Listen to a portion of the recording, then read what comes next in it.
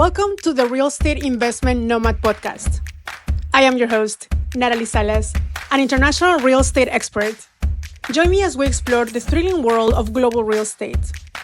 We'll uncover diverse international markets, backed by solid data and engaging insights. Each episode features expert guests from the hottest markets, providing you with the knowledge to invest wisely and successfully. Whether you are a local realtor aiming to go global or an investor curious about international opportunities, this is the podcast for you. Get ready to transform your approach and achieve global real estate success to become a real estate investment nomad.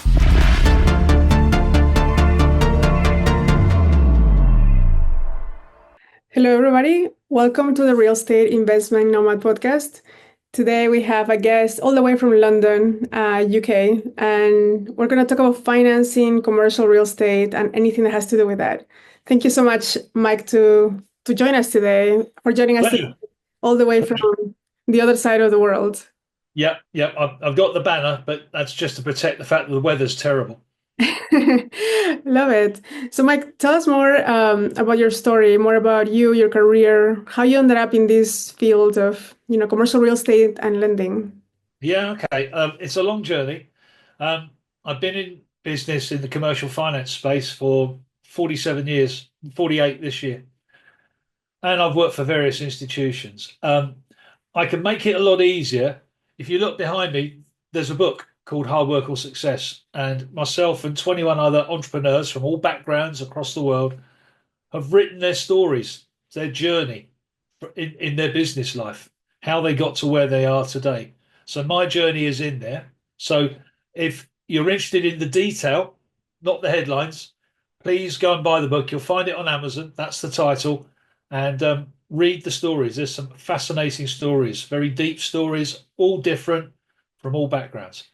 But my journey started, and I'll give you a little spoiler alert, somewhat unfortunately, because I was in university and the day before my first year exams, my father was taken seriously ill, almost died. And he was the only breadwinner in the house, and no work, no money. So I had to go to work to basically pay my way. So I had to leave university and go to work. And I didn't go back to university. He recovered, and then 6 months later we moved house, and then my mother died. So there you go. So out of tragedy comes a career. But I've stayed in commercial finance ever since. So I've worked for major institutions. I've worked on big projects. I've run two finance companies, and basically set up on my own eventually in 2008, just at the start of the new last financial crisis. So my life has been very, how can I put it, like going up and down a mountain. That's probably the best way to describe it. I heard that the most successful entrepreneurs get form or are born during a recession. Do you feel that has been the case for you since you started in 2008? Yeah, it's funny. When things go wrong, it's the biggest test you go through, and you're always tested. So if you can be resilient in a bad time, you should be resilient and okay in a good time. And hopefully that's what I've done, thus far. Tomorrow is another day. You can never rest on your laurels. You always have to keep being hungry for the next opportunity, hungry to learn, and most importantly, hungry to share the learning. Mm-hmm. I think that's one of the key elements in commercial real estate. I feel like many of the commercial brokers, and probably in the space in general, they want to keep everything, all the secrets to themselves, and for not, avoiding competition. So what has been your experience, throughout your whole career? I read that you were a CPA as well. How has helped you to do these? It's very simple. You don't know anything about everything, okay? But you do know a little bit about something. And where your strengths are, people find you. But the other side of it is, if you don't know, but you know someone who knows a particular skill set or has a particular connection better than you, share it, work with them. Sometimes you've just got to literally pass the baton because you know the client will be in better hands with somebody else who can get them where they need to be. So I don't profess to do everything and know everybody, but I will always try and do the best I can for the client. Even sometimes if it's to say, I can't, but I know someone better who can. But where I can do it, and I'll work with people. I'll work directly with them, or I'll work with a colleague, and we'll collaborate to make things happen. No, that's great because collaboration is key. We cannot know everything, as you say, about everything. Yeah, And in your opinion, how, I mean, we met through BNI. How we these did. organizations have helped not only, getting you up and running in your business or expanding your business, but also on the connections that you make. Yeah, Right. it's a good question because connections can be deliberate or accidental. And by that, I mean, you don't know who you're going to meet tomorrow. You Mhm, really don't. But the one thing that I've learned over all these years is always help somebody. mhm, Because if you give first to help somebody, and that person benefits from your help, whether it's an introduction or your collaboration or whatever, however which way you do it, doesn't matter what line of business you're in. If you know someone who can actually do something that one of your clients or one of your contacts asks for, the contact will recommend you because you're honest to actually share. Or if you've done a great job, they'll recommend you to someone who needs similar help. So for me, always ask for help first. And if I can find that help, if I can do it myself, I will. If I can't, I'll find somebody who can do it. So I've always worked either collaboratively with people that can solve a problem or working with a client together to solve a problem. And I'll bring other people in to make that happen. So mhm. it's always looking for help first. Yeah. And I feel like the culture of BNI has been very, I mean, at least to me, very helpful to always be paying attention to what other people need or are asking for. Because as you make those connections, you pay more attention to your community and to your professional network. Because you're like, oh, I might know somebody, so I want to pay attention to what they're asking because I would love to make the connection to help both parties, probably, right? Absolutely right. I mean, I didn't. BNI is a great international network, but its roots are very, very simple, which is how can I help you? But and that's the same ethos across the whole of that community. But the funny part about it is I didn't intend to join it. I joined it because I wanted a local network near where I'm based in Northwest London. Because I had the international connections, or so I thought. Hold that thought. And I joined, and it took me 2 or 3 years to get into the speed of actually getting to know people. But I use BNI extensively to grow my international network, which I've done over the last 5 years. Isn't it amazing? This podcast is being recorded today, literally 5 years to the day when we, announced our first COVID case in the UK, death is in the UK, and literally 5 years next week when we locked down. In 5 years, I've used BNI to grow my network across the world, which has enabled me to actually open doors in ways I would never have dreamt of before. Never. And so people get, I feel, limited by by the online network, but that just brings you to more places because I feel like at least the BNI culture was getting together in one place, physically in person, and then doing business with each other, referring business locally, and then go and do your everyday stuff. But doing being able to tap into any network around the world as they have their meetings and any time zone, I think that has been a huge value. And how did Yeah, you leverage that for yourself? it was fantastic. For me, I was able to travel the world without leaving my office. Yeah. So I attended meetings all over the world, from Japan to Australia to South Africa to the US, Canada, Peru, Colombia. I mean, goodness me. It was, and it still continues now. So now I have connections all over the world. And it's amazing that sometimes you get people out of the blue saying, Hi, Mike, I've been recommended to you. Can you help me with this? I'm not looking for it. But all you're doing is creating goodwill and you do what you say you do. Okay. That's very, very important.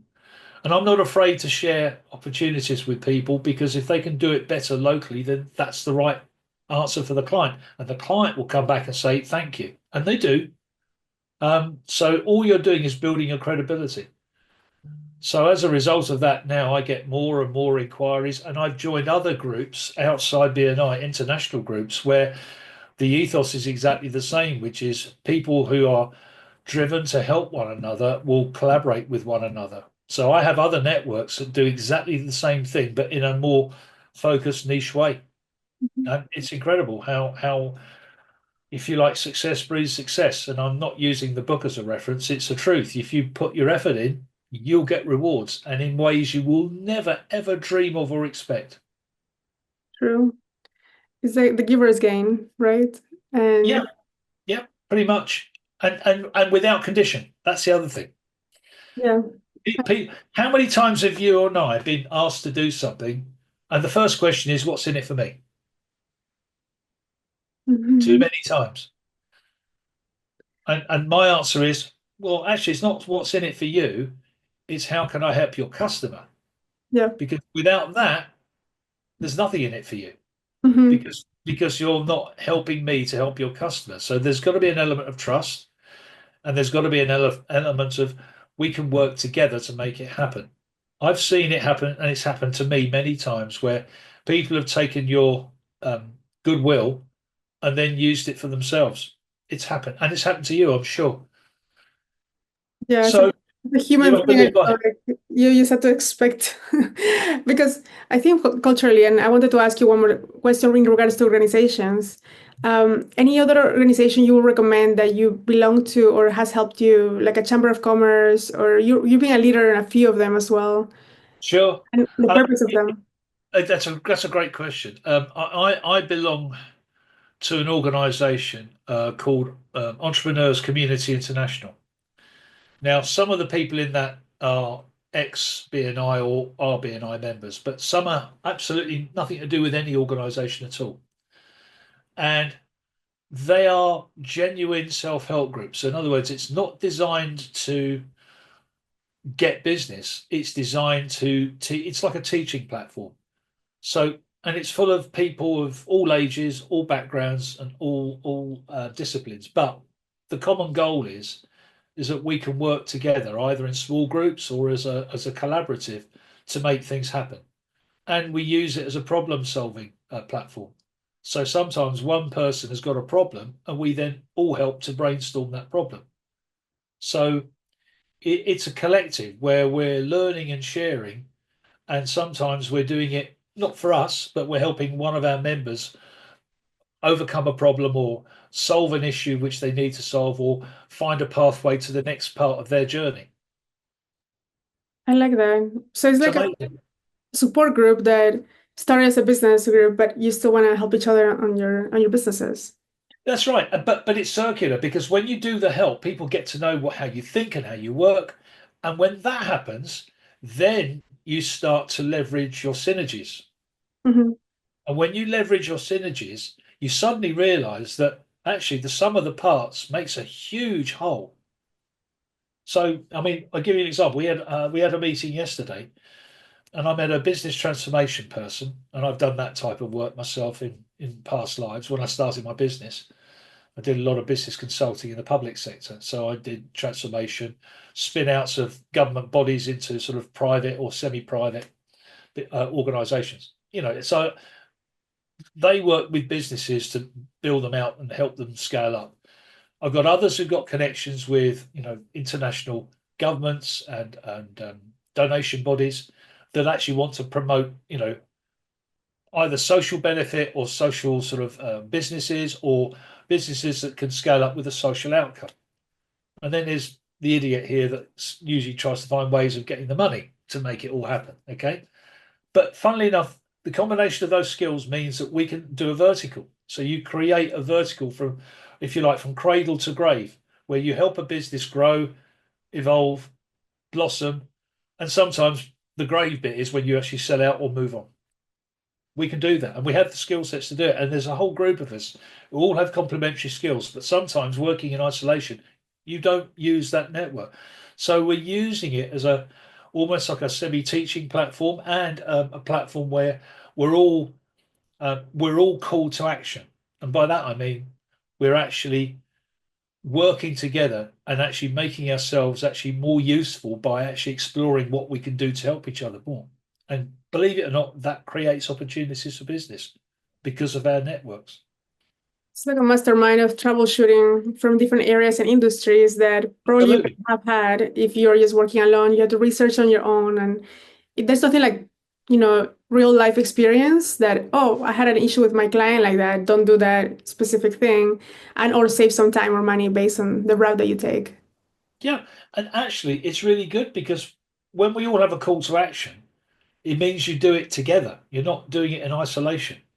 It's very hard to motivate yourself when you're on your own. It's lonely. It's lonely being an entrepreneur or solopreneur. It is very lonely and it's hard work. And you have many days when you wonder when the next deal or the next transaction is going to conclude, and you can put money in your bank and food on the table. And I don't mean that glibly. It happens. You have really bad times sometimes, but you're always working towards something that's good, which is sustainable. And Mhm. that's what we all try to do. And we try and help all our clients that we deal with in whatever way we possibly can. So yeah, that sort of neatly circles me back to the bit that I do, which is I help businesses big and small, from startups through to large corporates. That's the nature of what I do. And every transaction I get is different. How do you, for the companies that you work with and how you get started with them, what will be some of the challenges that they foresee? I mean, everybody needs money to grow, probably, right? Or they can bootstrap for a while until they just actually need money, more money to grow. What will be the, in the commercial real estate space for funding, Yep. something that you've seen time and time again that entrepreneurs might not Oh mention? gosh, that's a great question. Usually people underestimate. They underestimate the time it takes for a project to evolve. They underestimate the cost involved. They don't plan correctly, or they're overambitious. In other words, they can build it out and they've costed the build out, but sometimes the completion, i.e., the value of what they've actually created, is not always what it seems. And that's all about timing. Okay. We know that there's a good time to build and sell out, and there's a bad time to start building to sell out. Because if you start at the beginning of let's say a growth period, right, what goes up must come down. And let's look what happened in 2006 and 2007. Money was easy to get, it was cheap as chips, people were building extravagant projects. 2008 happened, America started the domino wobble, and then it all fell very, very quickly. And so many funders and developers got left with unsellable property developments, unsellable completed properties. And that was a very difficult time for a lot of businesses, and many of them went to the wall. So this is all about timing. You've almost, how can I put this? You almost have to have a good crystal ball syndrome in your head. You got to know when the right time to start and finish is, and make sure where you've got developments in particular, pre-sell like mad. If you've got a hotel project, make sure you get a good managing agent or you get a long contract with a brand. Okay. There are many who have their boutique hotels that they own outright. That's great when you control it, but when the markets turn, what happens? People vote with their feet. They don't come. Yeah, it's too much leverage probably at that point that Yep. they haven't, Yep. account for any instability in the economy or Yeah. recession even right now happening. It's very true. And very often people in my space almost have to sort of second guess what the economy is going to do in the future in order for us, because my background working for major AAA banks, doing underwriting of big transactions, right? I know the dark art of underwriting. I know the language they use. I know the metrics they use to measure risk. And sometimes developers or borrowers who are looking to buy, real estate to grow, leverage it out. The problem is that cost of leverage is really, really sensitive. And if you don't actually read what's coming forward in the market over the next 2 or 3 years, you're going to get caught potentially if you don't hedge your risks.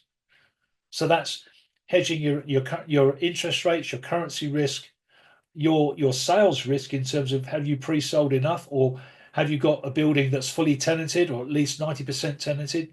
You've got to make sure that you've covered all the costs of your development, either to a sales completion or to a rental completion. You've got to make sure you've planned for it and that your plans are conservative. So many people don't do that and they take speculative risk. I mean, I have a transaction at the moment where someone's got it badly wrong, and the lenders are out of pocket for several $100 million, and they've got no way of getting it back unless they take a big haircut, in other words, a big loss. And they're prepared to do it because they just want the problem away from them. But strangely enough, a failure can lead to a success, because someone will say, that's a really good project, but it had too much, it basically over borrowed. But if that's been written off because someone's just got to get out, because that happens, then one person's loss is another person's opportunity. And sometimes I get asked, I've got one like this at the moment. I'm trying to help a large corporate financier find a solution. The difficulty is finding it in a market that's difficult, where the particular property is. So yeah, it's interesting. You and that's where your networks come in. So if you have a big network, you can ask different people, and you can be very specific about what you want, because you've almost got, it's like a free hit. Okay, it's like a free hit. If you get it wrong, it doesn't matter. If you get it right, it's great. It's a bonus. But because a business might be underwater, there's no downside because it's already down at the bottom. What you're doing is actually taking that opportunity and saying to a potential investor or a syndicate of lenders, look, if you do this, someone's already written off X hundred million. If you buy it out, if you buy it out, you can basically forget that. That's sunk cost. That's gone. Then all you got to do is add the rest to complete it, and then if you put the money into complete, there's a very healthy margin between the actual construction cost and GDV.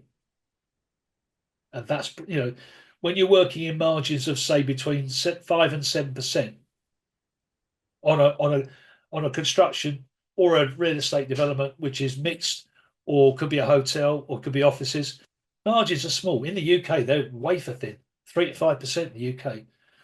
Maybe North America, maybe a bit more, 5 to 7, maybe 5 to 10 if you're really lucky. But the truth of the matter is, if you can make more than, say, 15, 20%, that's good.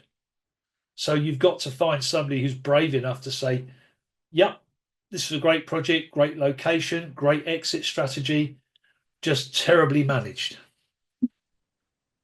And they can turn it round. So, yeah, I get those occasionally, not very often, but I do get them. And you have to find people, the right people, who can actually say, yep, I'll take it and I'll build it out, because I can see it. I can see an exit which will guarantee my return, because they're experienced people. And it's always nice to pick up someone else's problem, because it's not their problem. They're just buying it cheap. Yes. So yeah, and me, that's all about connections. So I don't necessarily have the connections, but sometimes for deals of that size, you have to use a little bit of good networking, a little bit of political leverage as well, because you do need that type of stuff too. It's the soft stuff that you don't talk about.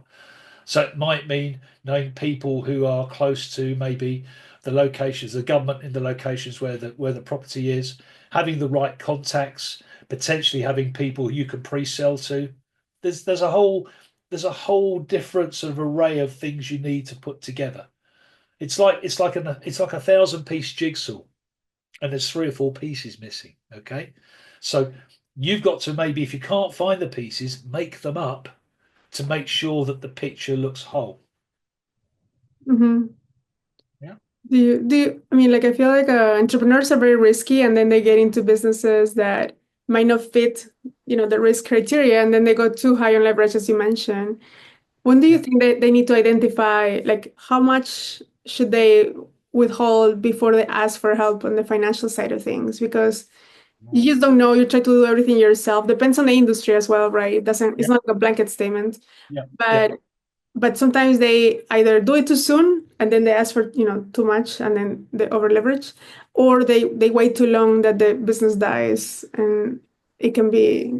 That's a really good question. The answer is you've got to basically plan on a rolling 6 month pattern. So, in other words, you always try and plan for 6 months ahead at the very minimum. If you see there's a roadblock coming 6 months before the roadblock happens, that's the point where you need to either go back to your lenders and investors to say, look, there's going to be an issue here. Are you prepared to put in more money to enable this to be built out, which will therefore require you to revise your exit strategy? Okay. That's if you're doing a construction or a development of some sort. Okay. Your pre-sales, for example, might be hurting a bit because, no matter where you are around the world, pre-sales are usually put into a ring-fenced account for the very reason it protects the buyers. Okay. Should a problem happen. And sometimes if a business goes bust, that's protected by the courts, by an insolvency procedure of some sort. So it's planning ahead, seeing where the roadblock is, and then acting straight away. Don't wait for a problem because it'll just get bigger. Yeah. When you see a problem, immediately talk to your financiers and investors and say, look, this is going to happen. We might have to extend the completion period. We might have to miss a target for, completion. So is everyone happy? Because we will need X to complete this. If you have a fixed price contract, rather than if you've got a cost plus contract, the contractor's laughing. If you've got a fixed price contract or some sort of turnkey fixed price contract, that's harder because that's where you have a bigger problem if you're building out. Mhm. So you look at every deal and its merits, but I would always say if you're buying, making an investment into businesses, or you're contemplating development, or you're buying a real estate which is tired or could improve, and there are plenty of properties around the world which have got potential, but the market's either oversaturated with too many similar properties, or it's underutilized, where, for example, maybe people are not visiting or holidaying or doing business. And cities and tourist destinations around the world like that. It's all very seasonal and it's all very variable. If the economy is having a bad time, people tend to stay away. It's what happens. So there are so many variables. You've almost, I wouldn't say you've got to be psychic, but you have to, literally think forward the whole time. Try and predict trends and then act on them. And a lot of organizations, the smart ones, do all that work. Okay. Mhm. The not so smart ones just are they're focused on building things out. They don't necessarily, and they've got no control over how the economy is going and how the market's going. So they're making an assumption day one that the market's going to be stable or do whatever it is, grow. That's, for numbers, people, value, pricing, etc. And sometimes it doesn't go to plan. Like 2008, that caught so many people out. Oh my God, it caught so many people out. And as a result, you know, GDPs, values, bankruptcies went up and values went down. Mhm. It happens. So always try and plan forward 6 months to a year, ideally a year, but 6 months at least. Plan for it, have contingency funding for it, have a strategy to exit at any time, even if it's part way through a development. Because sometimes getting out early means you have less of a problem than if you leave it too late. I mean, how many developments people have hung on, clinging by their fingertips until it's too late, then they can't Yeah. sell. You've seen it, and you would pick up the if you like the effectively the ashes from the fire, okay, and then rekindle it. So that one person's loss is another person's gain. So yeah, it's interesting. So for me, working with commercial funders and real estate investors or developers, sellers want to sell high, developers believe high, and the lenders have a language that says, "Oh, far too risky." So there's got to be a meeting in the middle somewhere. Right. No, so that's very interesting because it's like supply and demand when it comes to housing, but this is in a larger scale for businesses. And sometimes we don't pay attention to those or the opportunities that there are in recession as the somebody's struggling in their business, so that's the best time to go shopping, right? For Absolutely. Yeah, yeah. Always buy in vulnerability because you can if you're a buyer, if you're in cash and you're a buyer, boy, you can really call the shots. You can really shoot low because some people will just be desperate to escape. But then you've got to have an even longer runway to actually exit. Okay.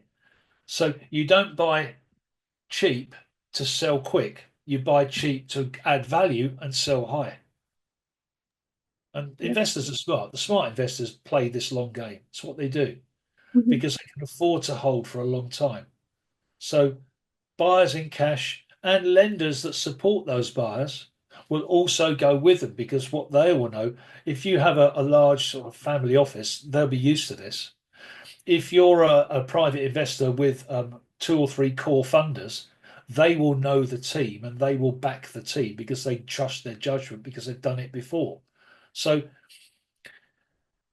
this is a sort of game you're playing all the time. The less experienced or the unfortunate will lose, and someone will win at the loser's expense.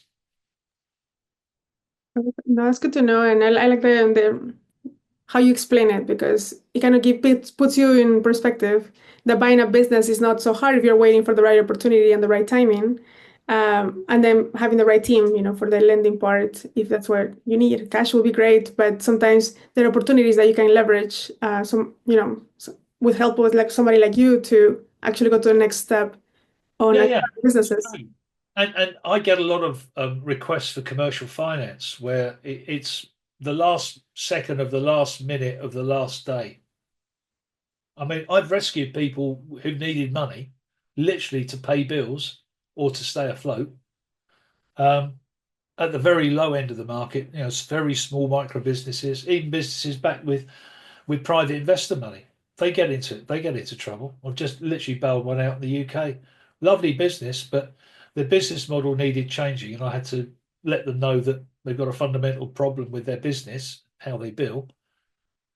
But I still managed to find them absolutely, last gasp money just to keep the bills and the wages paid so that they could carry on their business whilst their customers, who were very blue chip customers, were very slow payers, very slow. And I told them to change their billing model so they could get more money up front because they were waiting until they were issuing invoices and waiting until the work was done. And sometimes that gap was like 6 to 8 months, but they were billing at the beginning. They hadn't done the work. So you can't pay for a service you haven't delivered. So you don't blame the people you're doing the work for because why should I pay? I haven't had the service yet. But that's a slight, that's a an issue for the company. They've just got to change their contractual model, and they've got to basically say to people, look, you want my service, you pay me half now, and if you don't take the service, then I keep the money. Hmm. That's contractual. Yeah. But I'm thinking, well, why am I saying this when you've raised private investment? And I spoke to the guy who actually recommended me, who's a corporate financier, and I said, you need to change the contracts. Completely nuts.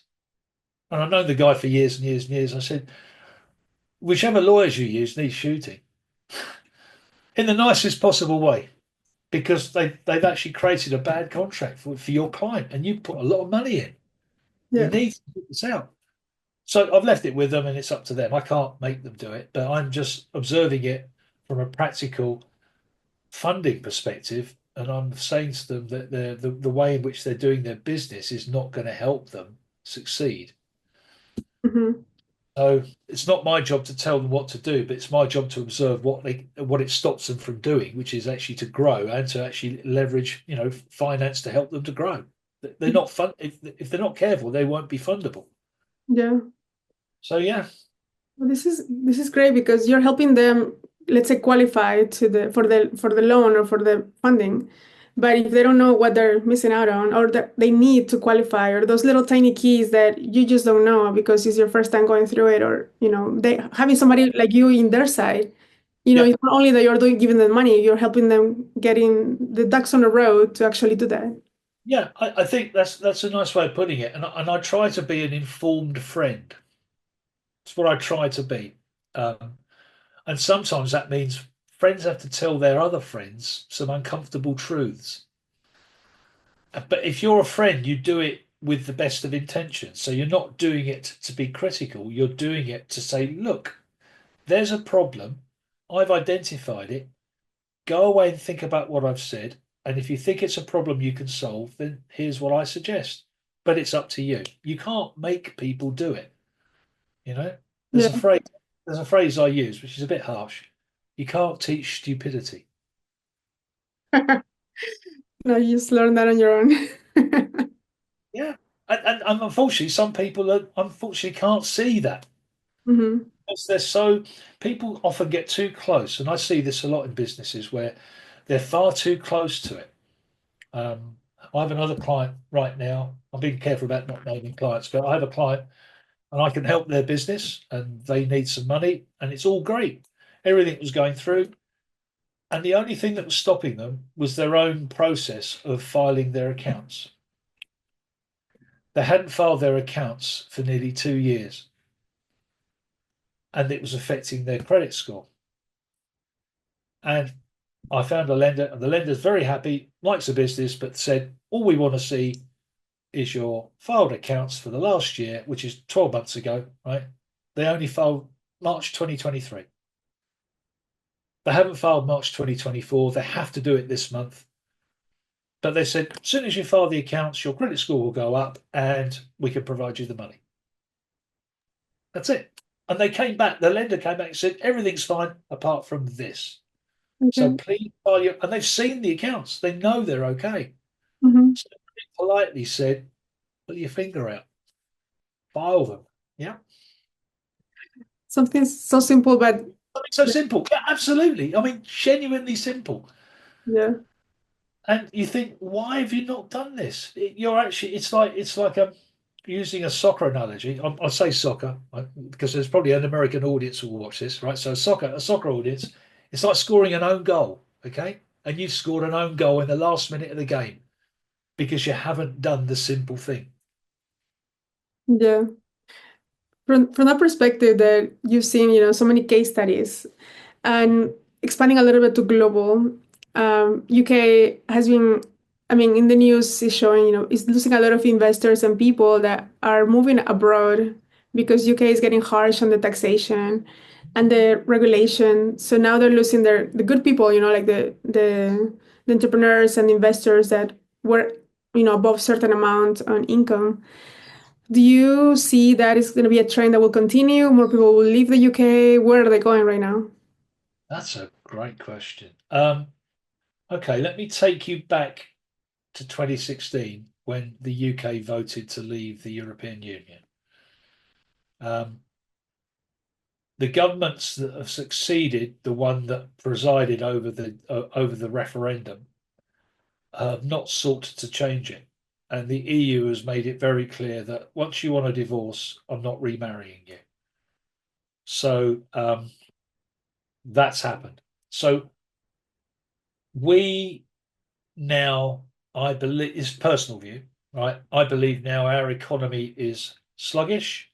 It is poorer in relation to where we were going up to, and I'll go back a bit, up to the 2008 financial crisis. If you look at the stats in terms of growth, in terms of the economy, in terms of a GDP measurement, we were doing that very nicely. 2008, we did that, but Brexit didn't allow us to go back to that trajectory. Instead, we went like that, and we've been like that ever since. So, in real terms, since 2008, the UK has got progressively poorer and poorer. We're still the sixth largest economy in the world, but we're not growing.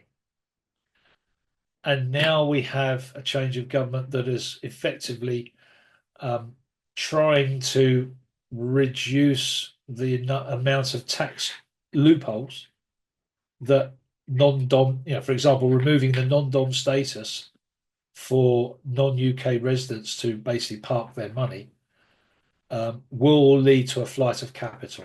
It's already happening. Um, it's making the UK less, not totally unattractive, but less attractive. Um, the London Stock Exchange is not preeminent as it was 15 years ago. It's still strong, but not as strong as other markets. Notably, obviously the US and Japan are still strong, but so is Hong Kong now. So is Frankfurt. So is Paris, and they're more attractive. So yeah, the UK is in a difficult place. The other thing we've done, which I think is noticeable, is that we've deindustrialized very quickly.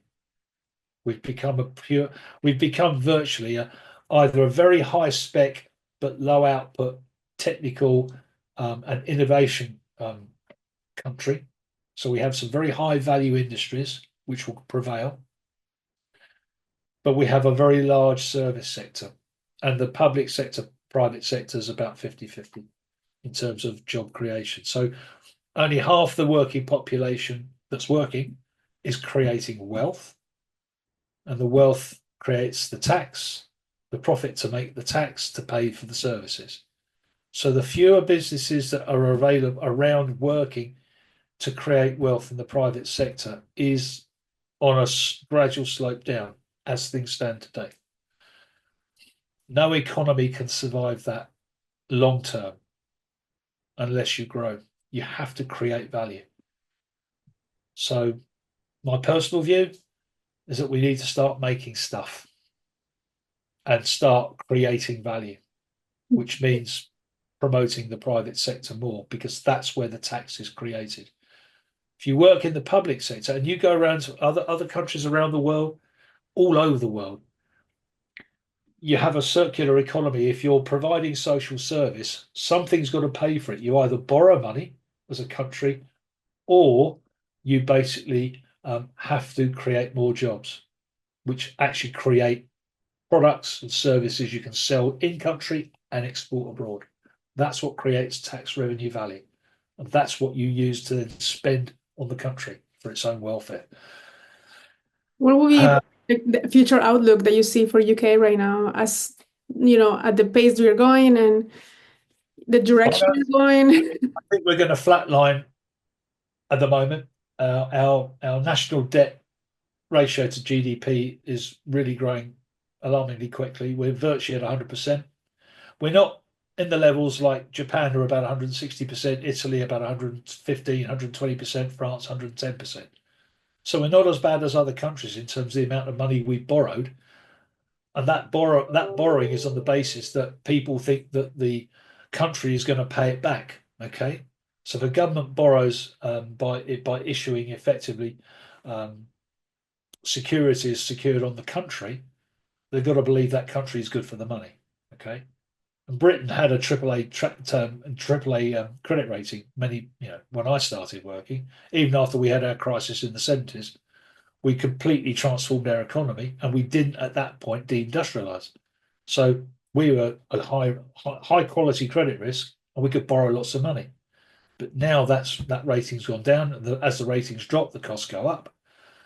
So the cost of servicing more and more and more debt is a burden on the economy, because it means there's less money to spend on the services that protect our country. So it's like that. It's like a vortex. It's a downward spiral. It's a gradual one, but it is there. So the only way we can fight our way out of it is to create value. So that means doing more stuff, exporting more goods and services, creating wealth. We have to do it. We have no choice. My worry is it's going to take a long time. Yeah, because I think that most, big economies have shipped this work to other places like Asia and South America for production. Do you see UK coming back, producing actually goods? And I mean, services is a little bit less easier than goods, but goods is like a whole infrastructure, pull like for efforts. I think we have to create some wealth in country. So, we do have areas where we have real specialties. In pharmaceuticals, we have that high value, high tech engineering. We have that certain types of IT and sort of soft technology. We have world leads in pharma. We do, but there are areas where mass production can be done cheaper elsewhere. That's gone. Okay, that's gone.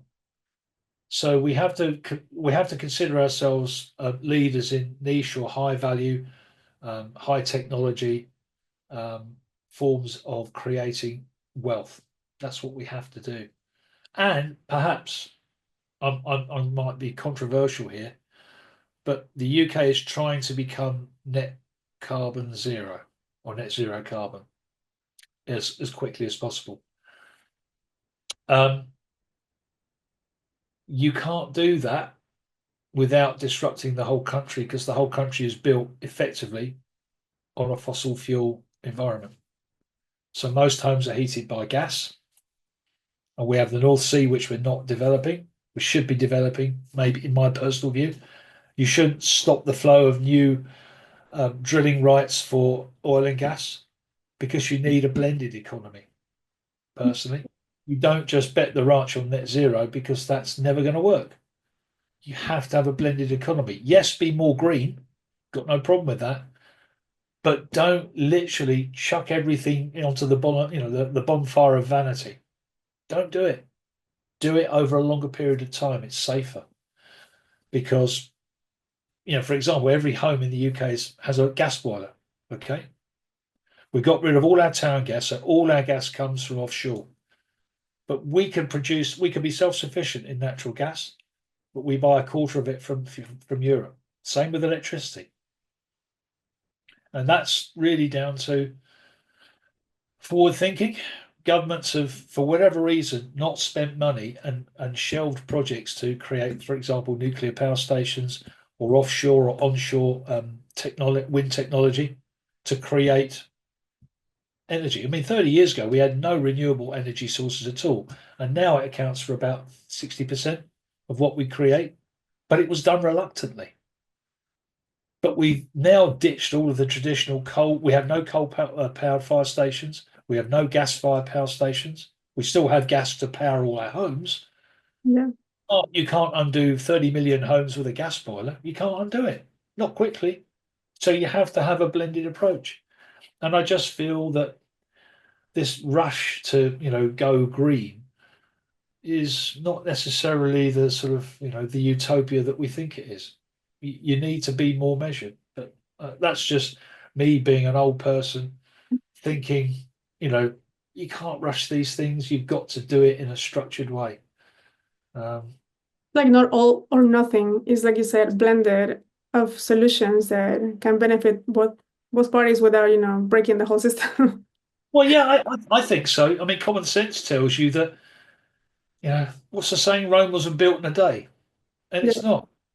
You've got to do it piecemeal so that the economy can absorb the change in a way that doesn't disrupt the day-to-day creation of wealth, the protection of jobs, the opportunities for people to actually grow, thrive, and survive. You've got to give people purpose. And my other worry is that if population numbers increase across the whole of the world, not just Europe or Britain, you've got to feed people and you've got to give them a way of life that is fair and reasonable as best you possibly can.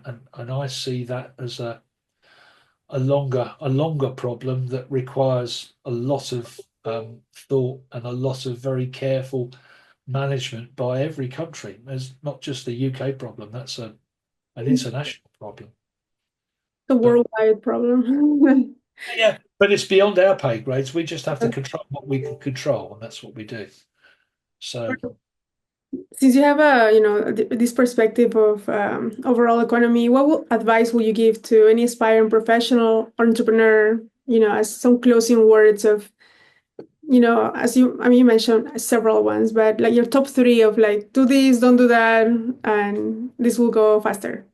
that's a lovely question. Okay, the three things I would suggest that any budding entrepreneur does is be clear with your ideas, plan well, and then execute. Because if you don't have a clear idea, you can't plan carefully, and therefore execution will fail. And so many solopreneurs, entrepreneurs get one of those three wrong. Sometimes it's the last one, it's the execution they get wrong because they haven't properly thought it through, planned it out. Because maybe what you need to do with the first two is just iterate, double check, triple check, run things by trusted friends, trusted associates, and say, I've got this idea or I've got this particular solution to the growth of my business. Do you think it's reasonable? Don't be afraid to ask counsel of trusted friends and associates that you have. Bounce your ideas off. Entrepreneurs that own their own businesses, you don't know everything. For me, I'm always trying to help people to get them where they need to be. In my own business, you've just got to make sure that, for me, I've got a pipeline of good connections. I make sure I carry, 6 months or more money in the bank because sometimes life is tough. And I don't try and do something I can't do. If I know I can't help, say no quickly. Believe it or not, that's a very wise piece of advice. Because if you think you could do something and you get stuck with it, you end up wasting your time and frustrating the client or clients you're trying to help. A quick no is good. A maybe is helpful. A yes is when you're strongly positive you can make a difference. So work on the yeses. There won't be many of them. And in my line of work, I'll give you a little statistic. For every 100 inquiries I get, probably 3 of them turn into completed transactions. Mm-hmm. Maybe another 3 or 4 could work, but the clients took other options. That happens too sometimes. Mm-hmm. But most of them are either unrealistic, unsustainable, or the client just basically wants to do a fact find and go somewhere else. And that does happen. Mm-hmm. So, I'm used to actually having rejection or not completing through circumstances outside my control. But those clients that want my help can see what I'm saying, understand, and then let me complete for them, come back. They Yeah. do come back. And I have repeat clients that come back and say, look, can you help me with this? Can you help me with that? So,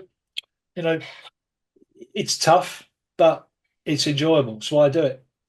It's like a roller coaster. You get addicted to the adrenaline of like, oh my God, what's gonna happen tomorrow? Yeah. But having the plan that you have.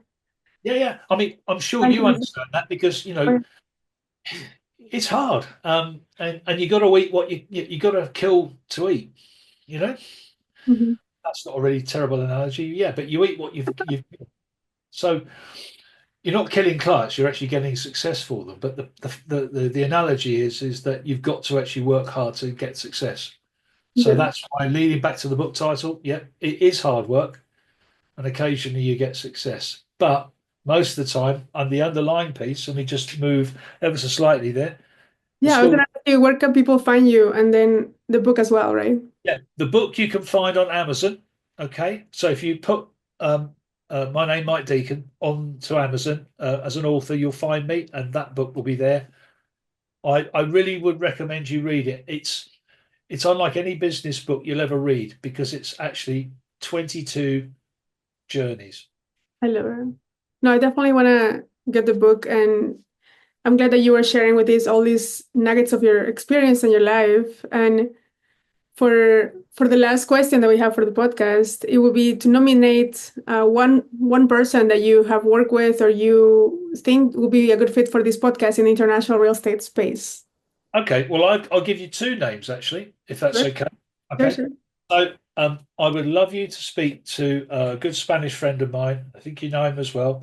So speak to Francisco Gonzalez. He is the head of the real estate agency or the association in Spain. And here's a little hook. Every member of his trade body is a BNI member. Oh, wow. That's great. Yeah. And he's a really lovely guy. He's based in Alicante and he does real estate of all sorts. Okay.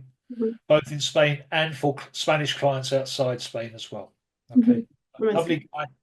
You'll have a really insightful chat with him. And the other guy who's also a Spaniard, but he works in Germany, is Sergio Cañada Gonzalez, another one. Okay. And he understands the German or the DACH region real estate market. So Germany, Switzerland, Austria, and a little bit of Italy as well, and France. Okay. So I would strongly suggest that try and have a podcast with each of those guys, because they'll have a very different and interesting perspective in their own countries and beyond. Mm-hmm. So it's mainly European centric, but they have some very interesting stories to tell you. No, I love it. And I want to put them on the list, give them a call, and then tell them you refer them. Just blame me. I'll be fine with that. Awesome. No, thank you so much, Mike. It was very insightful chatting with you, and all the tips and all, big picture perspective on what to do with your business, when do you need financing, and then what's next after that, all the risks that come with it, and also the opportunities. Yeah, no, and thank you for taking the time to listen to, what I say. And I hope some of the things that I've said today resonate with those who come to view your podcast, and really appreciate it. Thank you. Thank you, Mike. See you guys, everybody, next time. Bye.